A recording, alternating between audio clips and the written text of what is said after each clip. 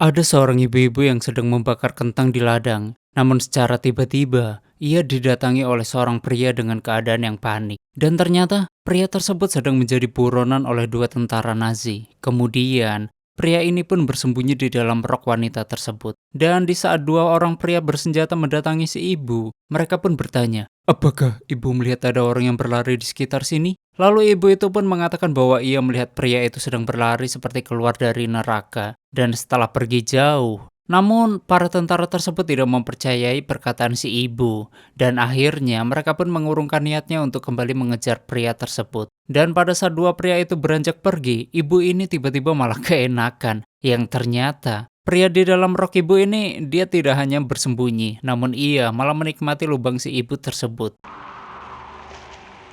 Singkat cerita mereka malah hidup bersama dan sudah dikaruniai seorang anak dari hasil membakar kentang di ladang waktu itu. Dan mereka berdua bernama Joseph dan Anna. Setelah sekian lama berlalu, Joseph ternyata masih menjadi seorang buronan tentara Nazi. Dan ia kabur kembali dengan harus terpaksa melompat ke sebuah danau. Bahkan setelah kejadian itu, Joseph tak pernah terlihat lagi. Orang-orang pun berpikiran kalau ia kabur ke Amerika dan menjadi saudagar kayu di sana. Kemudian, tahun yang semakin berjalan, kini Anna menjadi seorang penjual angsa di pasar untuk memenuhi kebutuhan hidupnya. Dan ketika di saat Perang Dunia Pertama dimulai, kini bukan lagi angsa yang dijual oleh Anna, melainkan ia sekarang telah menjual sayur-sayuran. Dan sekarang anak hasil dari hubungan bersama Joseph telah tumbuh besar, ia diberi nama Agnes. Di sini Agnes sedang menunggu sepupunya yang bernama Jan, yang dipanggil untuk mengikuti tes wajib militer. Namun ia tidak lulus karena masalah kesehatan. Jan dan Anna merasa bahagia akan hal itu, karena Jan tidak akan pernah pergi untuk berperang.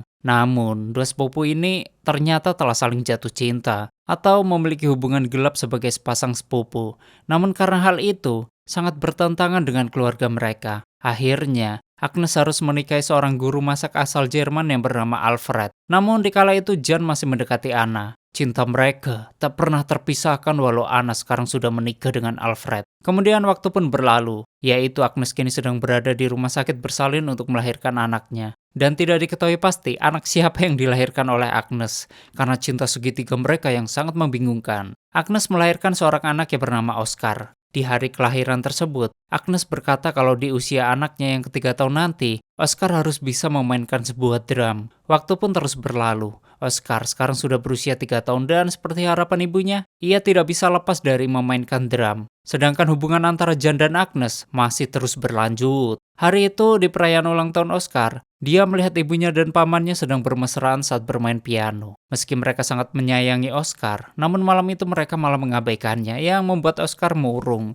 Lalu, membuat keputusan kalau sejak hari itu dia hanya ingin terus berusia 3 tahun selamanya dan berhenti tumbuh layaknya orang normal. Untuk mewujudkan impiannya tersebut, Oscar tak sengaja menjatuhkan dirinya yang membuat dia mengalami geger otak dan harapan Oscar pun terwujud.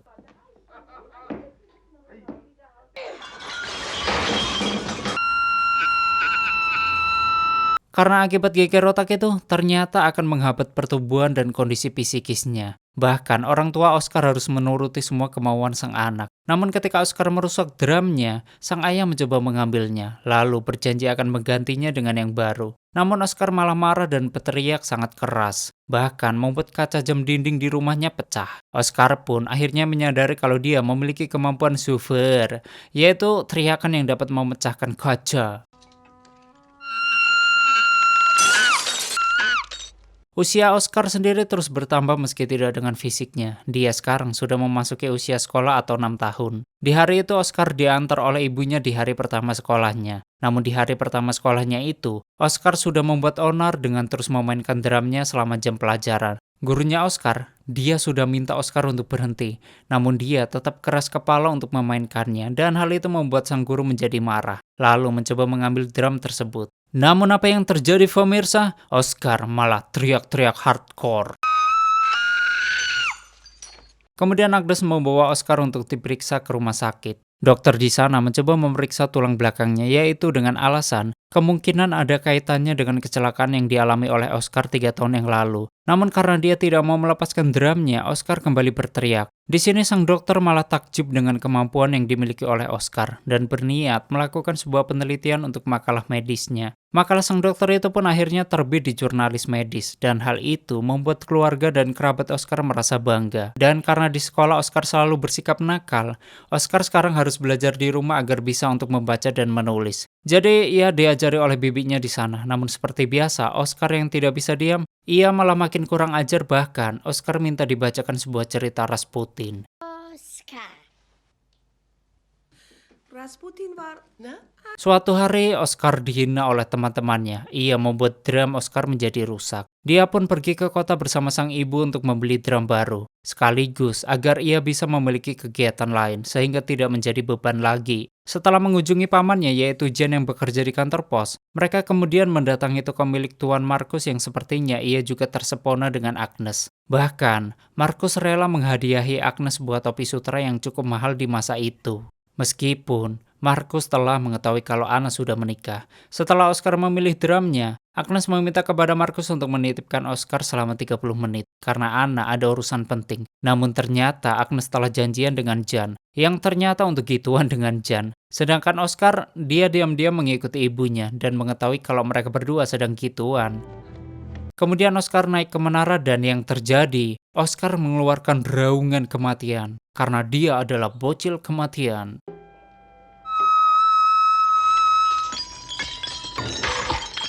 Suatu hari Oscar diajak nonton sebuah pertunjukan sirkus oleh kedua orang tuanya. Di sana ia berkenalan dengan pemain sirkus yang bernama Bapra. Bapra merupakan keturunan langsung dari Pangeran Aguini yang merupakan putra dari Louis ke-14. Bapra juga berhenti tumbuh sama seperti Oscar. Dan dia tahu kalau Oscar sengaja melakukannya. Bapra juga bertanya apakah kau juga seorang seniman? Oscar lalu menunjukkan kemampuannya.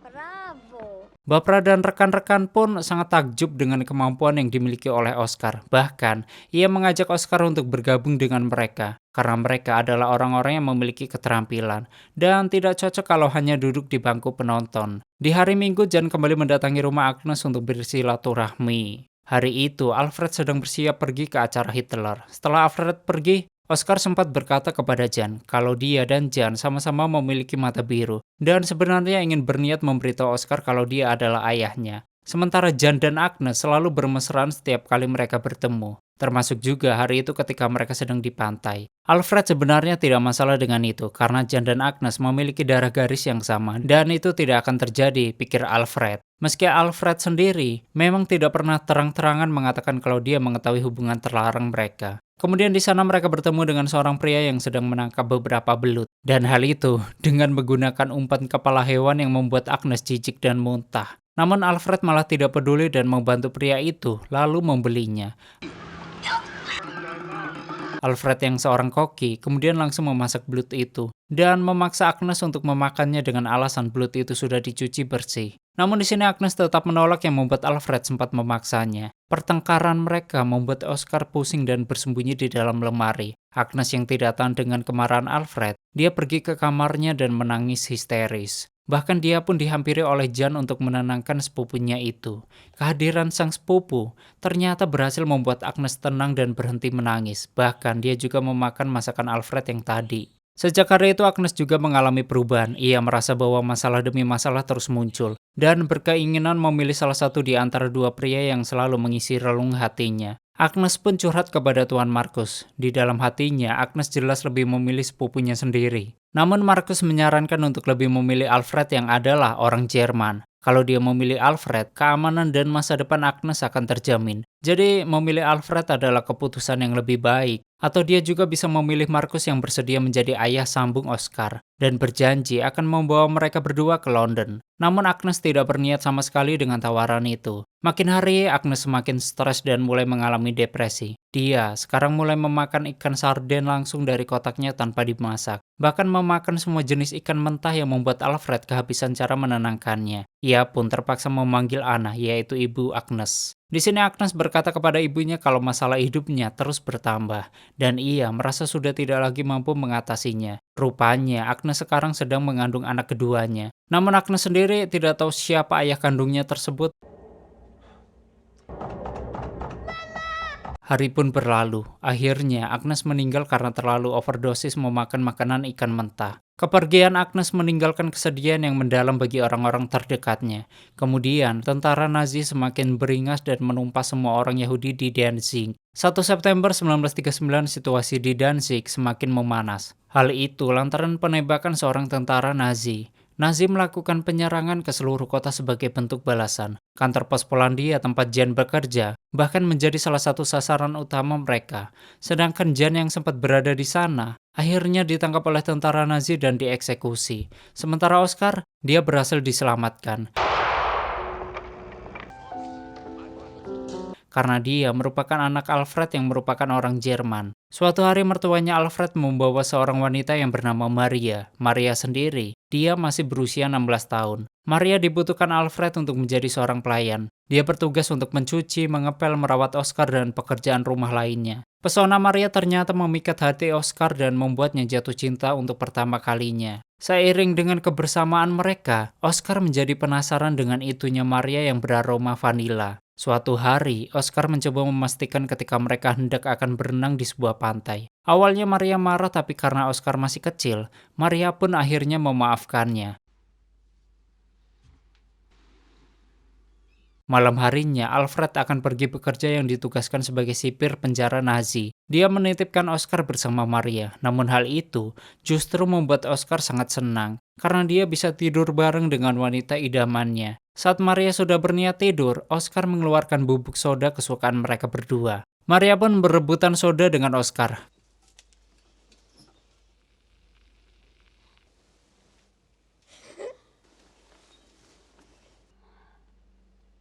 Keesokan harinya, Oscar tidak sengaja mendengar suara gituan yang ternyata ayahnya sedang gituan dengan Maria. Di sini Oscar seketika marah dan langsung mengganggu mereka karena tidak terima kalau Maria gituan dengan ayahnya. Hal itu membuat Alfred sangat marah kepada Oscar.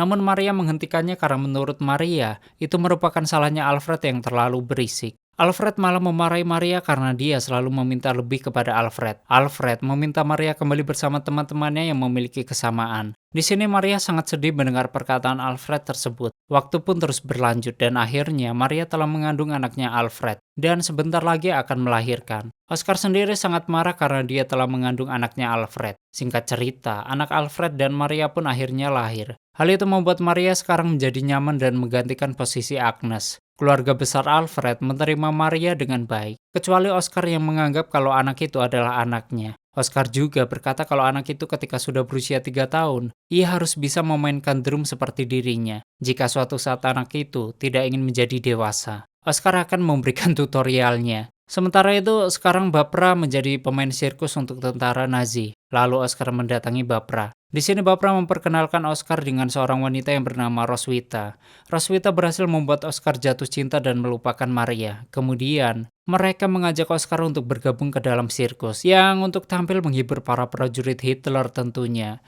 Oscar pun menerima tawaran tersebut dan Oscar akan tampil untuk pertama kalinya di Paris. Oscar ikut dalam rombongan turnya Petra. Dan kebersamaan itu ternyata membuat benih-benih cinta di antara Oscar dan Roswitha semakin tumbuh. Dan sekarang mereka pun semakin mesra. Semua pemain sirkus selalu bebas berada di mana tentara Nazi bertugas. Mereka mengikuti semua kegiatan prajurit Hitler tersebut, termasuk menyaksikan kekejaman mereka saat menghabisi 5 orang biarawati yang sedang mencari kerang di pinggir pantai, yang merupakan wilayah kekuasaan Nazi. Di zaman itu peperangan masih terus berlangsung, bahkan Amerika Serikat berhasil memborbadir Nazi, termasuk kediaman Petra di Paris yang disediakan oleh Hitler. Mereka pun terpaksa meninggalkan lokasi agar tidak menjadi korban serangan bom udara. Namun sayangnya, Roswitha harus binasa saat dia mengambil secangkir kopi.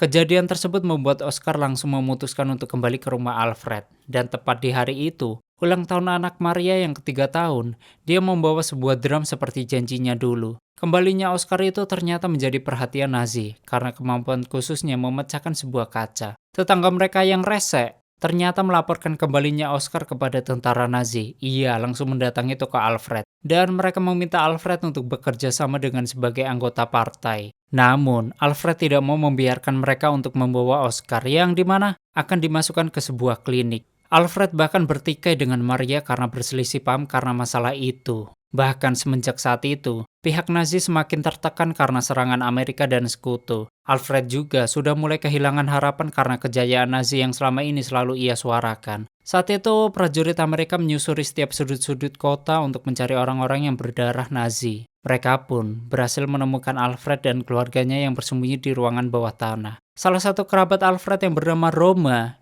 tanpa irama, dia menjadi korban. Kemudian entah apa alasannya, Oscar memberikan pin Nazi kepada Alfred. Di saat tentara sekutu masih di sana, Alfred berusaha menelan pin itu untuk menyembunyikan identitasnya. Alfred pun meninggoy karena dianggap akan melawan tentara Amerika. Setelahnya, Maria terus berduka atas kematian Alfred. Siang itu, ia didatangi oleh seorang pria yang bernama Fasmol yang berasal dari Hamburg. Tujuan Fasmol ke sana untuk mengambil alih tokonya Alfred. Bahkan ia juga menawarkan kepada Maria untuk menjadi SPG tokonya nanti kalau Maria berkenan. Sehingga mereka tidak perlu pindah. Fasmol juga membantu pemakaman Alfred yang ternyata tubuhnya masih berada di ruang bawah tanah. Saat itu Oscar juga mengubur drumnya dan berjanji kalau dia akan kembali tumbuh di usia yang sudah 21 tahun. Namun tiba-tiba lemparan batu dari anak Maria itu ternyata kembali mempengaruhi otak Oscar. Bahkan, dia kembali tumbuh selayaknya manusia normal. Kemudian setelahnya, Maria akhirnya memutuskan membawa Oscar dan anaknya pindah ke daerah barat. Meski Maria mendapatkan tawaran untuk menikah dengan Fasmol.